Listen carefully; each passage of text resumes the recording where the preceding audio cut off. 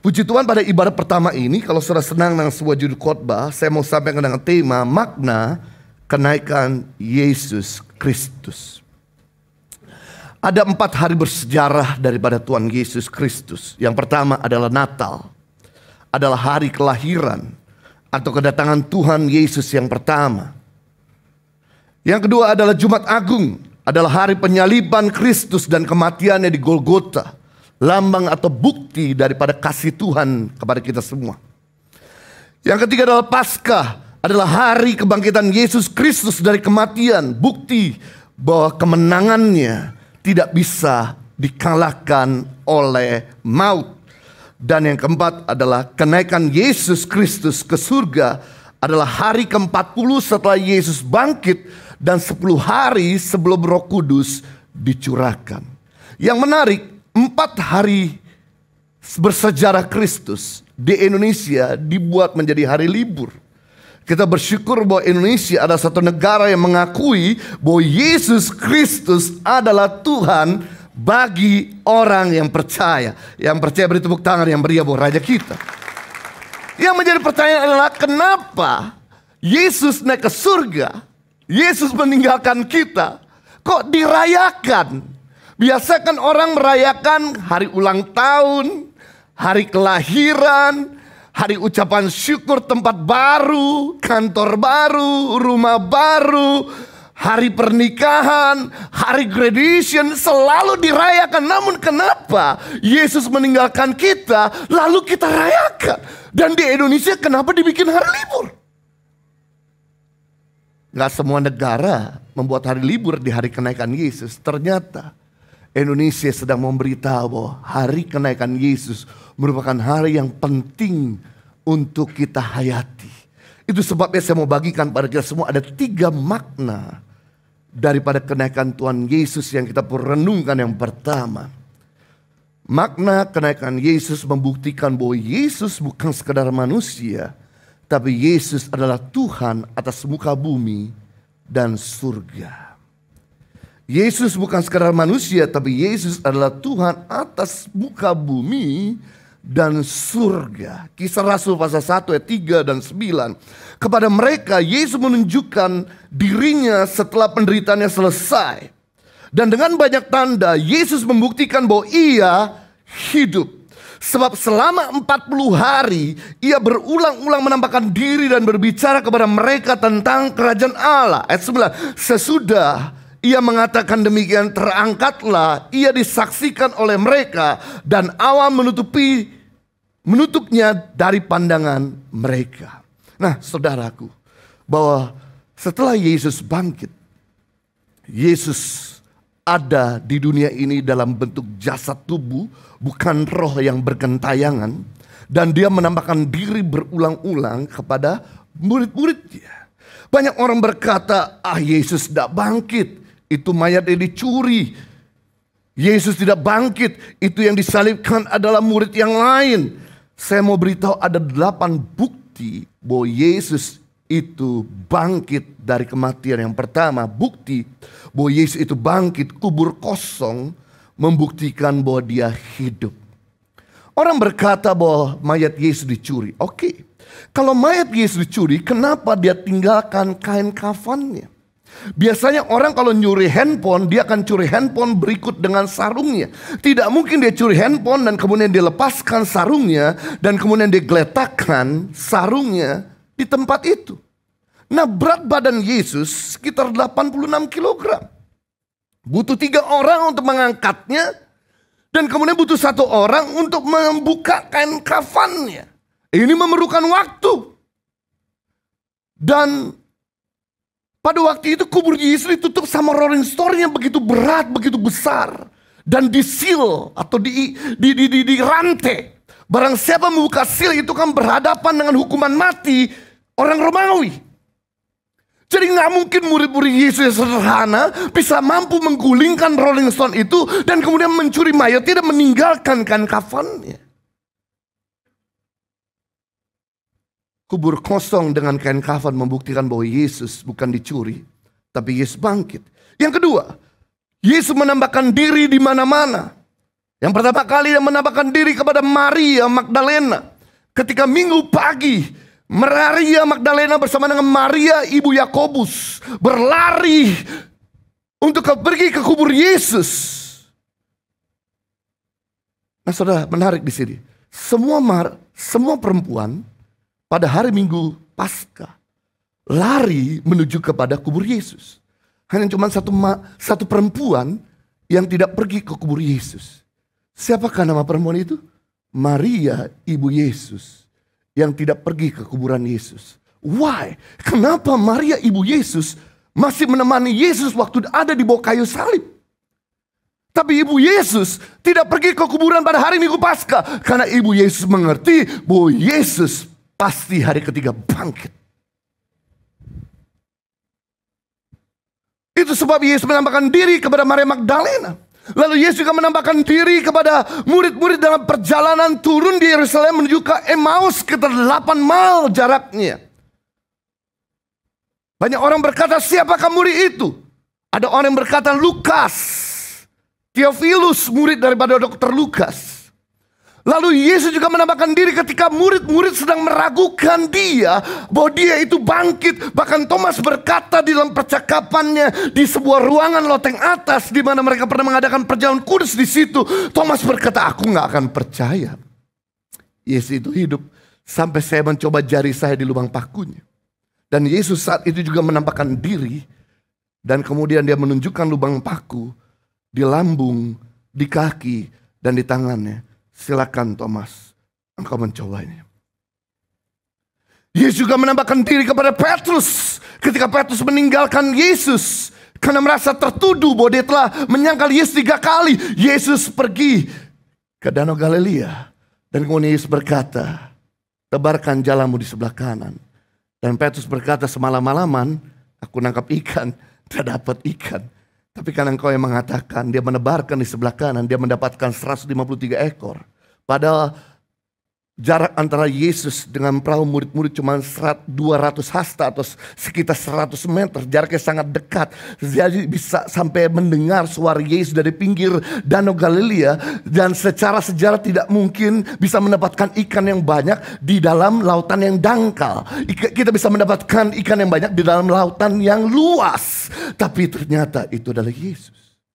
Bahwa Yesus menampakkan diri selama 40 hari dalam jasad tubuh yang dia pakai seperti kita. Bukan roh yang bergantayangan.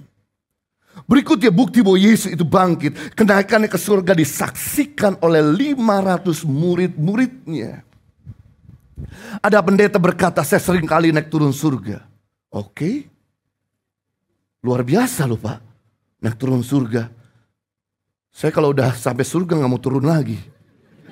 Kok Bapak gak mau turun? Oh iya dong, saya mau turun lagi.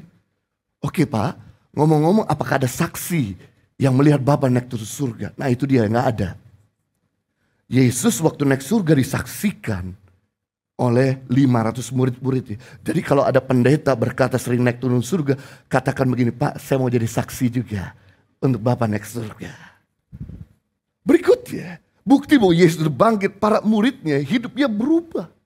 Petrus dari yang ragu-ragu jadi Petrus yang pemberani. Filipus yang kikir jadi Filipus yang murah hati. Kalau Yesus tidak bangkit, nggak mungkin murid-muridnya berubah hidupnya. Berikutnya bukti bahwa Yesus itu bangkit, gereja berdiri. Pada waktu Yesus bangkit, Roh Kudus dicurahkan, Petrus berkhotbah, 3.000 orang diselamatkan. Sejak saat itu gereja mulai menyebar di mana-mana, mulai dirintis di mana-mana. Yang keenam, bukti bahwa Yesus itu bangkit, ibadah hari Sabat berubah menjadi hari Minggu. Oh saudara harus tahu, tradisi Yahudi gak bisa dibantah, tidak bisa disangkal, tidak bisa dilawan, tidak bisa diberontak. Di mana setiap orang Yahudi wajib untuk beribadah dan menguduskan hari Sabat. Hari Sabat itu bukan di hari Minggu, hari Sabat itu di hari Sabtu. Tapi karena orang-orang Kristen yang percaya Yesus, orang-orang Yahudi yang percaya Yesus, mengerti bahwa Yesus tidak bangkit di hari Sabat, tapi Yesus bangkit di hari Minggu. Sejak saat itu, maka setiap orang-orang Kristen tidak lagi beribadah di hari Sabat atau Sabtu, tapi beribadah di hari Minggu. Itu sejarah kenapa gereja beribadah di hari Minggu. Katakan, oh begitu. 3, 2, 1. Yes. Berikutnya, bukti bahwa Yesus itu bangkit. Alkitab Perjanjian Baru ditulis sama kualitas dengan Alkitab Perjanjian Lama. Kalau Yesus tidak bangkit, nggak mungkin Matius menulis kitab Perjanjian Baru. Kalau Yesus tidak bangkit, nggak mungkin Markus menulis kitab Perjanjian Baru. Kalau Yesus tidak bangkit, nggak mungkin Dr. Lukas mengutip Perjanjian Baru. Karena Yesus bangkit, makanya mereka menulis tentang cerita Yesus. Berikutnya yang ke-8, bukti bahwa Yesus itu bangkit, mujizatnya terjadi di dalam nama Tuhan Yesus. Sekarang kasih tahu sama saya, nama nabi mana yang bisa mengusir roh jahat? Nama rasul mana yang bisa menyembuhkan orang sakit? Di dalam nama Yohanes Kristianus roh jahat pergi. Roh jahat berkata, siapa kamu? Tapi yang ajaib, karena Yesus bangkit dari kematian, nama Yesus namanya paling berkuasa. Bisa menyembuhkan orang yang sakit dan mengusir roh jahat. Dan bahkan menolong saudara ketika saudara sudah ada di ambang daripada kecelakaan. Nama Yesus sanggup meluputkan saudara sebelum kecelakaan datang. Wow, jadi amat sulit bagi kita untuk mengatakan bahwa Yesus itu tidak hidup. Karena ada 8 bukti bahwa dia bangkit. Dan yang menarik, waktu Yesus di bumi, dia 100% manusia, dia 100% Tuhan. Jadi Yesus bukan 50% Tuhan, bukan 50% manusia. Tapi Yesus 100% manusia, 100% Tuhan waktu dia di bumi. Yang pertama, bukti bahwa Yesus itu 100% manusia, dia bisa letih. Makanya butuh tidur. Makanya butuh istirahat. Ditemukan berapa kali Yesus istirahat waktu ada di atas kapal perahu. Rasa letih Yesus membuktikan dia 100% masih manusia. Tapi sekalipun Yesus letih, Yesus tidak pernah sakit. Karena saya gak pernah mendengar waktu itu Yesus masuk angin, minum anta angin, dan murid-muridnya kerokin Yesus. Karena saya juga gak pernah mendengar waktu itu Yesus jalan sekitar 500 kilo, lalu kemudian pegel, murid-muridnya pijat refleksi. Saya gak pernah dengar waktu itu Yesus pergi ke chiropractor untuk meluruskan tulang-tulang yang bengkok-bengkok. Jadi sekalipun Yesus bisa letih, tapi Yesus tidak pernah sakit. Sekalipun Yesus kurang tidur, Yesus tidak pernah sakit. Tidak pernah sakit, Yesus membuktikan dia 100% Tuhan. Berikutnya, Yesus bisa mati. Tapi ingat, Yesus mati bukan karena dibunuh orang. Berkali-kali orang berusaha bunuh dia, tikam dia, pecut dia, aniaya dia, salibkan dia. Tidak mati-mati sampai dia menyerahkan nyawanya. Kenapa? Karena tidak ada seorang pun yang dapat membunuh Tuhan. Kalau ada orang yang bisa bunuh Tuhan, dia bukan Tuhan. Yesus mati membuktikan dia 100% manusia, tapi dia juga bangkit di hari ketiga dari kematiannya. Kebangkitannya membuktikan bahwa dia 100% Tuhan. Berikutnya, semua manusia dan malaikat bisa jatuh dalam dosa. Tetapi Kristus benar-benar tidak bisa bikin dosa. Kenapa? Karena dia bukan manusia. Dia Tuhan. Bukti berikutnya bahwa Yesus itu 100% Tuhan dan 100% manusia. Kristus berdoa, tapi tidak pernah berdoa meminta pengampunan. Saya gak pernah dengar Yesus waktu itu berdoa, Tuhan ampuni saya ada manusia berdosa. Berikutnya, Yesus 100% Tuhan. Henok berjalan 350 tahun bersama dengan Tuhan dan kemudian Tuhan angkat ke surga. Elia berjalan bersama dengan Tuhan dan kemudian dia dijemput dengan kereta kuda ke surga. Jadi 2 orang ini pergi ke surga karena Tuhan yang mengangkat. Tapi beda sama Kristus. Kristus naik ke surga dengan kuasanya. Bukan ada yang ngangkat dari atas. Berikut yang dahsyat. Yesus itu 100% Tuhan di bumi. Ini yang menarik. Yesus bisa tahan segala pola dan bentuk kejahatan selama dia 40 hari ada di muka bumi. Sebelum Yesus bangkit, orang begitu sinis, begitu iri, begitu cemburu, begitu jahat, begitu kejam, begitu selalu ingin melakukan hal-hal yang mendukakan hatinya. Tapi setelah dia bangkit dari kematian, tidak ada satu imam yang berani bikin kejahatan sama Yesus. Tidak ada satu orang Romawi, tentara Romawi, pimpinan sebuah negara yang berani mengutik-ngutik Tuhan Yesus selama 40 hari. Dia bendung kejahatan. Baru setelah dia naik, kejahatan tiba. Di mana orang-orang Yahudi mulai menganiaya orang Kristen, di mana Jenderal Titus mulai menganiaya orang Kristen, di mana Kaisar Nero mulai membakar orang Kristen. Tapi waktu dia bangkit, dia buktikan bahwa dia Tuhan, dia hold, dia tahan segala bentuk kejahatan. Saya kasih tahu sama saudara, waktu kamu punya Tuhan Yesus, orang bisa bikin jahat, orang bisa sinis sama saudara, tapi dia bisa tahan agar saudara bisa diluputkan dari kejahatan mereka.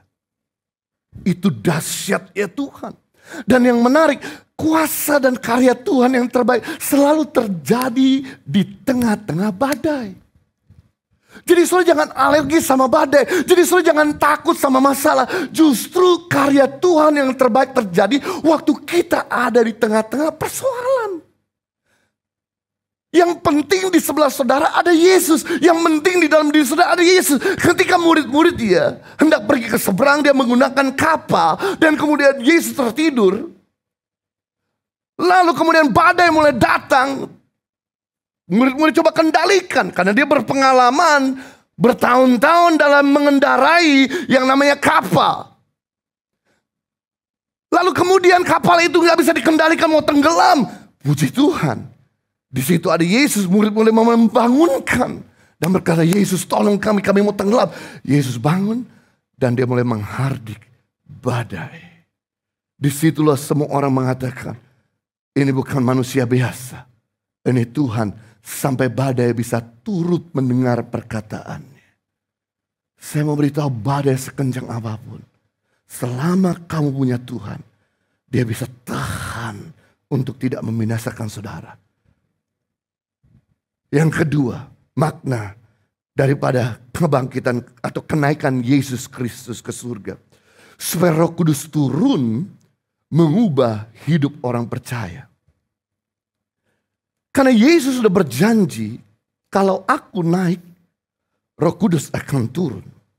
Tapi kalau aku tidak naik, maka Roh Kudus tidak akan pernah turun.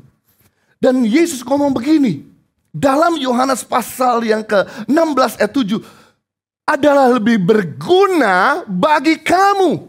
Ada lebih bermanfaat buat kita semua. Ada lebih menguntungkan buat kita semua jika aku pergi. Sebab jikalau aku tidak pergi, maka penghibur atau Roh Kudus itu tidak akan datang kepadamu. Tetapi jika aku pergi, aku akan mengutus Roh Kudus kepada kamu. Wow. Kalau Yesus tetap ada di muka bumi, dia cuma ada di satu lokasi. Kita untuk ketemu Yesus kita perlu pergi ke Israel. Tapi kita bersyukur ketika Yesus pergi, kemudian Roh Kudusnya, Roh Kristus sekarang tinggal di dalam diri kita, sehingga kita gak perlu pergi ke Israel. Dimanapun kita berada, Tuhan selalu hadir. Dan yang menarik, selama murid-murid ada di tengah-tengah Yesus 3,5 tahun, kehidupannya kurang banyak berubah dibandingkan waktu Yesus masuk di dalam hati mereka. Waktu Roh Kudus mulai memenuhi mereka.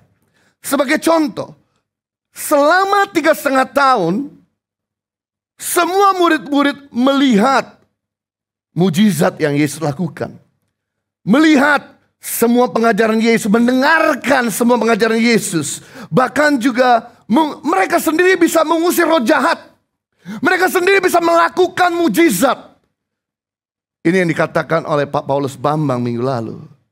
Bahwa mereka bisa lakukan doing banyak hal, tapi beingnya, sifatnya tidak berubah.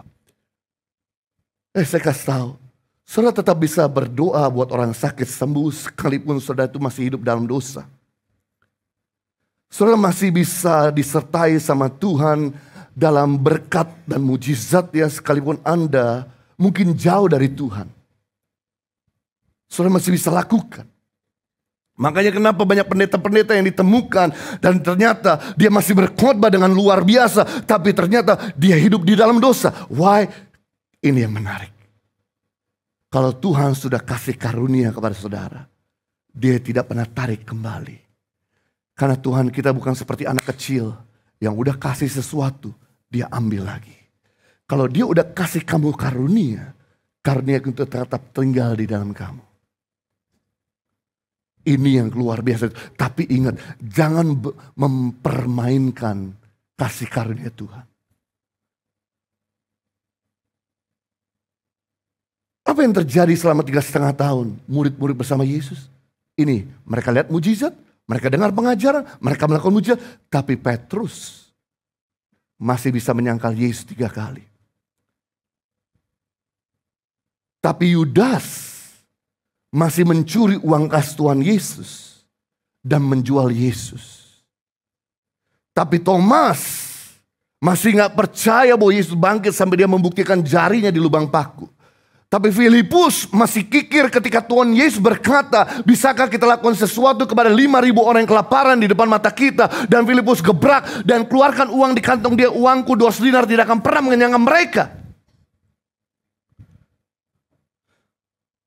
Tapi Yohanes masih berangasan, suka ngutuk orang dan marah-marah sama orang.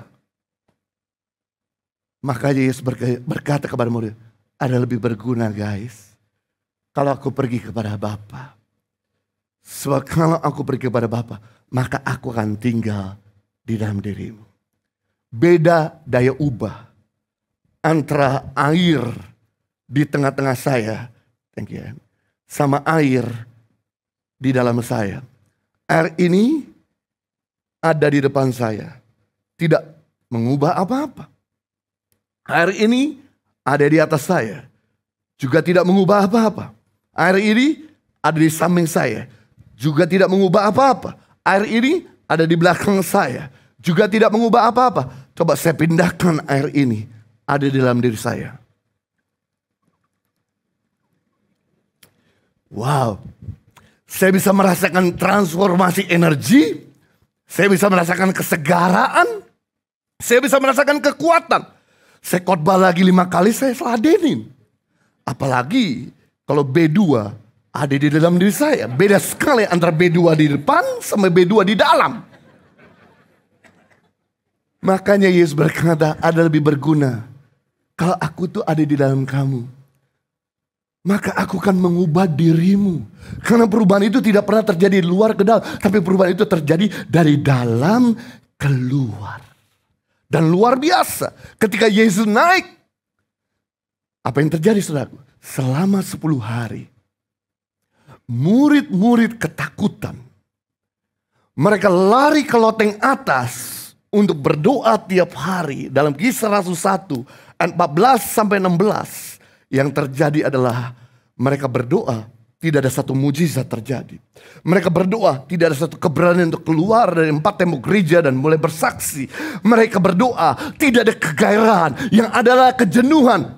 Saya kasih tahu, kalau Yesus tidak ada dalam diri kita, kalau Roh Kudus tidak ada dalam diri kita, maka hidup ini akan jadi hambar. Hidup ini jadi kering. Murid-murid merasakan bahwa dunia ini selama 10 hari tidak ada Tuhan. Manusia makin kian jahat.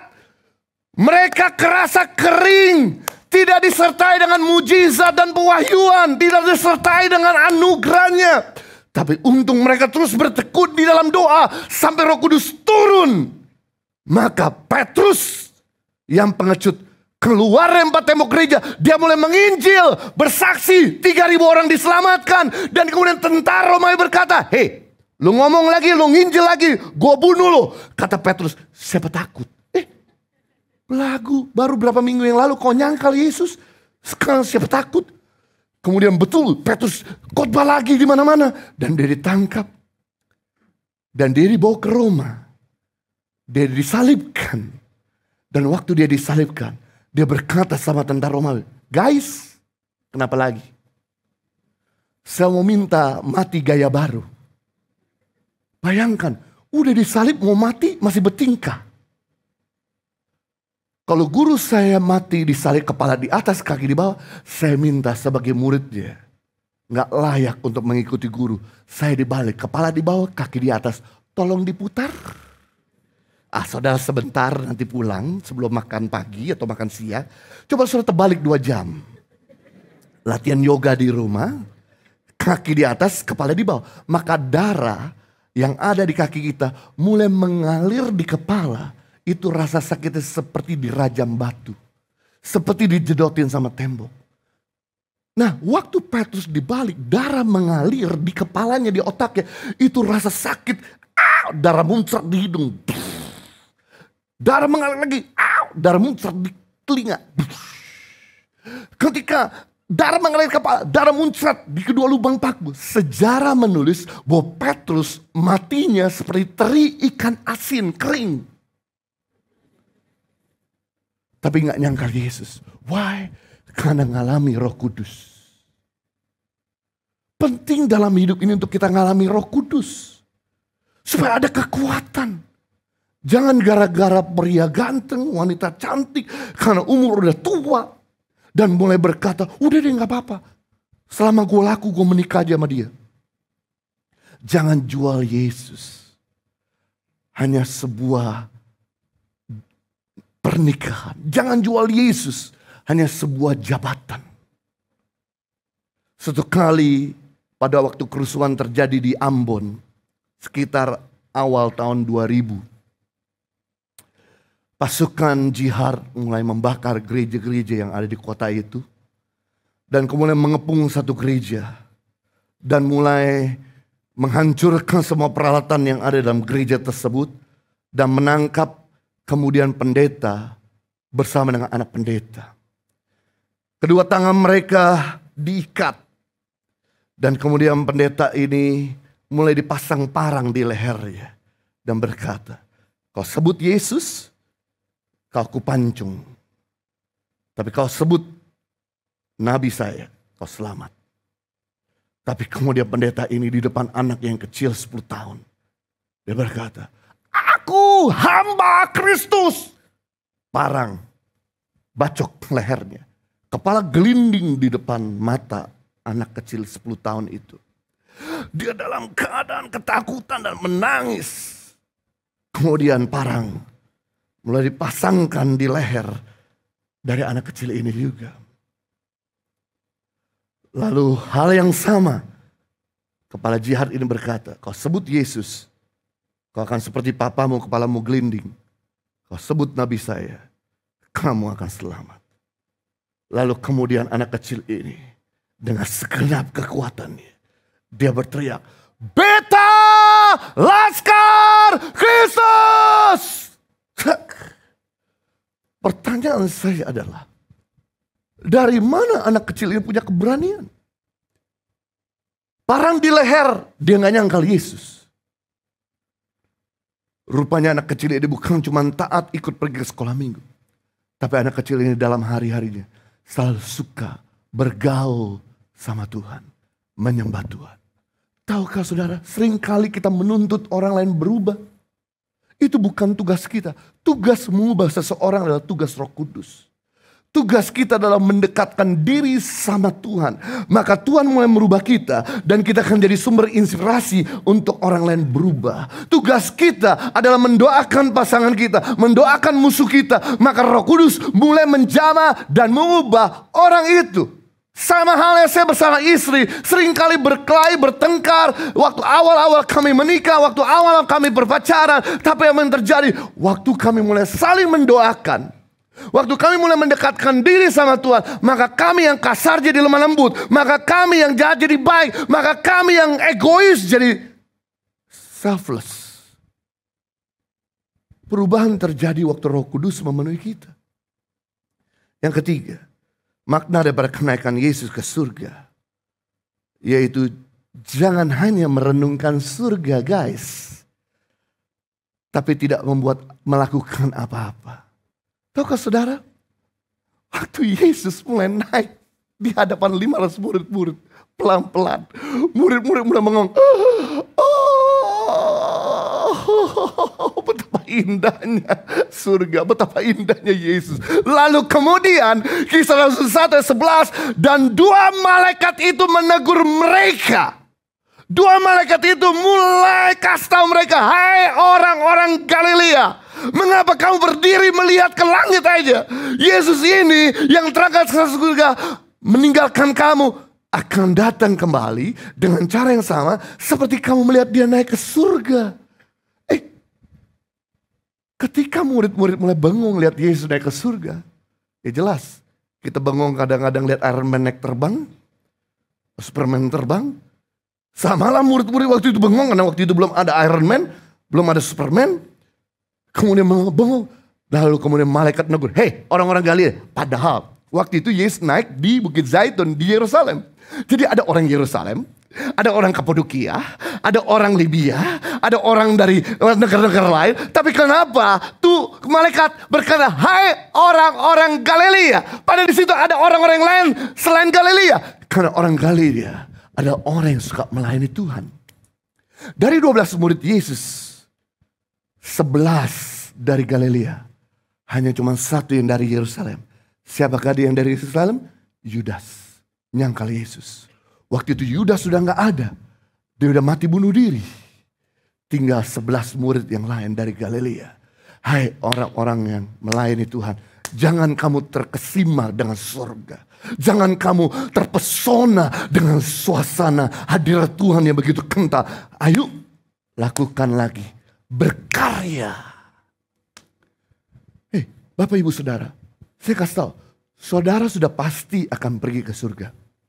Sudah pasti. Tapi hari ini di dalam ibadah kenaikan Yesus, kita jangan fokus ya ke surga terus. Sehingga kita gak lakukan apa-apa di bumi. Kita tuh kalau masuk surga jangan cuman bahagia. Udah pasti kau masuk surga bahagia. Tapi kamu perlu bangga juga masuk surga. Ada karya yang kau buat. Karena gajah mati meninggalkan gading. Harimau mati meninggalkan belang. Manusia mati meninggalkan nama. Kenapa Tuhan titipkan kamu usia? Kenapa gak dari dulu Tuhan tempatkan kita di surga? Sekarang di surga. Selama-selamanya di surga. Kenapa kita yang dari surga turun ke bumi 70 tahun, 90 tahun. Dan kemudian naik lagi ke surga. Kenapa Tuhan titipkan kita usia 90 tahun di bumi? Supaya kamu berkarya. Kamu bikin sejarah. Sewaktu kamu pergi ke surga, kamu udah gak bisa bikin sejarah di surga. Karena semua di surga sudah sempurna. Gak ada orang sakit. Gak ada kemiskinan. Kesempatan kamu berkarya waktu kamu di bumi. Maka tugas kamu sebagai orang yang sudah menikah, yang punya keturunan, tugas kamu mendidik anakmu di dalam pengenalan akan Tuhan. Warisan yang terbaik bagi orang tua bukan mewariskan harta dan aset. Kalau kamu mewariskan harta dan aset kepada anakmu, kalau dia gak takut akan Tuhan, maka aset yang berlimpah akan habis. Tapi kalau Anda mewariskan takut akan Tuhan kepada anak-anakmu, maka begitu dia hidup benar, kita berkata cari dahulu kerajaan Allah kebenaran. Begitu dia benar, semua akan ditambahkan. Aset yang kau berikan, kau turunkan, akan bertambah satu hari. Sama, waktu kamu berada di sebuah perusahaan, kamu di sana bukan cuma doing business, tapi kamu harusnya memuridkan para pegawai untuk berintegritas mengenai etos kerja rajin. Mulai tanyakan bagaimana keluarganya. Apakah hubunganmu baik-baik dengan pasanganmu? Sebab kalau hubungan ini terganggu, hubungan yang gak mesra, akan mengganggu pekerjaannya. Kalau Anda peduli, Anda akan memberikan waktu. Bisakah suatu hari kita makan bersama-sama, bersama dengan istrimu? Mungkin saya bisa lebih mengenal, dan di situ sudah bisa kasih masukan-masukan dan bimbingan-bimbingan supaya mereka nggak berkelahi terus, supaya mereka beranjak dewasa. Sama saudara ada di tetangga, di rumah, di tempat kau tinggal. Anda bukan cuma eksklusif mentang-mentang Anda sibuk, Anda gak peduli sama tetangga. Anda mulai perhatikan bagaimana tetangga di sebelah kanan dan kiri depan. Sudah bisa lakukan sesuatu di hari perayaan. Kalau mereka Muslim, Anda bisa kasih bingkisan di hari Idul Fitri. Kalau mereka Kristen, Anda bisa kasih bingkisan di hari Natal. Ada kepedulianmu sahabat tetangga. Begitu Anda tahu ada saudara kandungmu atau mungkin ada temanmu yang berkekurangan, Anda mulai lakukan sesuatu. Hei, saya kasih tahu, begitu kamu dipanggil Tuhan, mereka semua akan bercerita tentang apa yang kamu lakukan dalam hidup mereka. Ini tugas daripada orang-orang Galilea. Kita adalah orang-orang yang melayani Tuhan dan mengasihi Tuhan. Saya mau setiap saudara jangan fokus hanya cuma pergi ke surga. Karena surga sudah jadi bagian kita. Tapi fokus kita untuk melakukan sesuatu selama kita ada di planet ini. Tuhan Yesus mengasihi kita. Mari kita berdoa. Bapa di surga, terima kasih untuk firman-Mu yang telah menginspirasi dan memberkati kami. Belajar kenapa kami merayakan kenaikan Tuhan Yesus. Karena memang kami boleh kembali merenung bahwa Yesus bukan sekadar manusia, tapi Tuhan atas muka bumi dan atas surga. Yang kedua, kenapa kami mau merayakan kenaikan-Mu? Karena kami tahu Roh Kudus akan dicurahkan untuk mengubah kehidupan kami, mulai memimpin kami, mulai mendampingi kami. Kami gak hidup sendirian di muka bumi ini yang penuh dengan tantangan, karena Roh Allah yang akan menguatkan. Yang ketiga, makna daripada kenaikan Yesus ke surga, supaya kami tidak selalu merenungkan surga, tapi kami bisa melakukan sejarah. Kami boleh jadi history maker, kami boleh jadi way maker bagi keluarga, bagi pegawai, pimpinan, rekan sekerja, dan bagi lingkungan. Hamba berdoa biar Engkau boleh mengutus setiap kami di tempat ini untuk kami menjadi terang, menjadi garam bagi lingkungan kami. Sehingga mereka boleh melihat Kristus dan mereka percaya dan hidup mereka diubahkan.